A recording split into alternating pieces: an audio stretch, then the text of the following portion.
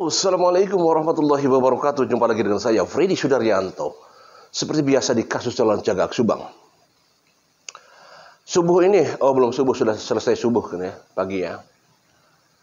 Kalau sebagian orang atau banyak orang mengatakan bahwa pada saat seseorang tersangka kemudian ditahan, maka akan ada efek domino atau ada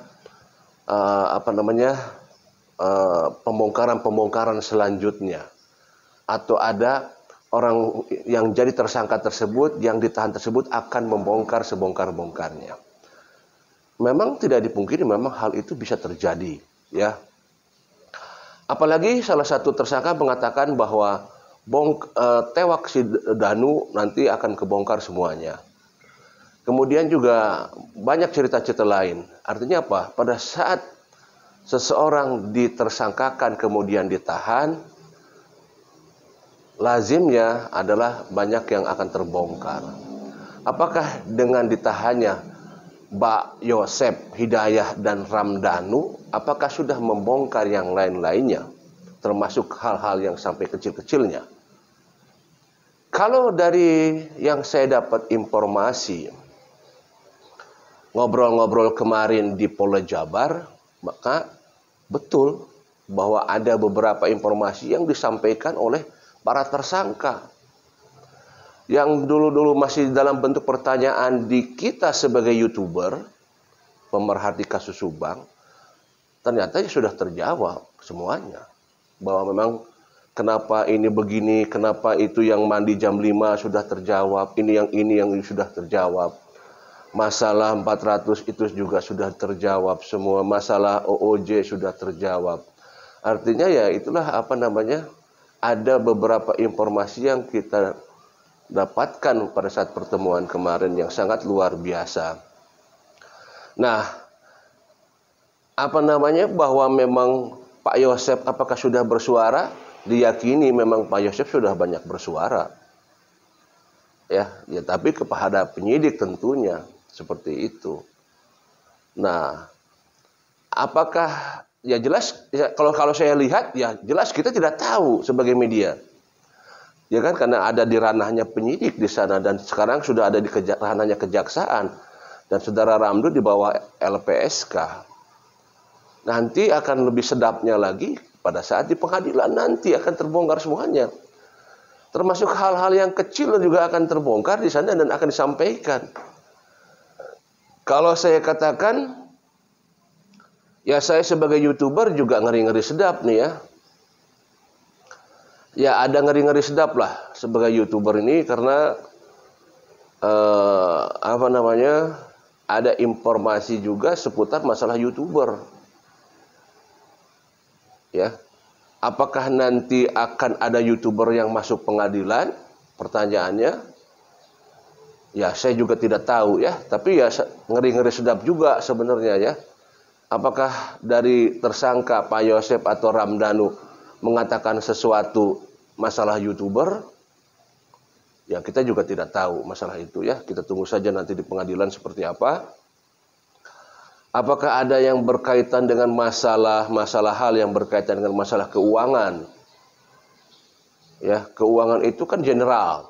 Ya keuangan itu ada kalau dilihat dari tindak-tindakan berkaitan dengan masalah pelanggaran ya masalah ada korupsi, ada penyalahgunaan keuangan, money laundry, ada penyuapan dengan keuangan dan lain-lain lah. Itu kan pelanggaran dalam bentuk pelanggaran dari keuangan yang berdasar daripada keuangan. Seperti itu. Ya, ada dana bos, kalau misalkan di yayasan, apakah sudah dibongkar oleh Pak Yosep, apa belum dana bos, masalah yayasan. Ya bisa saja sekarang Pak Yosep sudah bisa membongkar masalah keuangan ya. Dari mana dasar keuangan kemudian diberikan kepada siapa saja uang-uang itu gitu ya.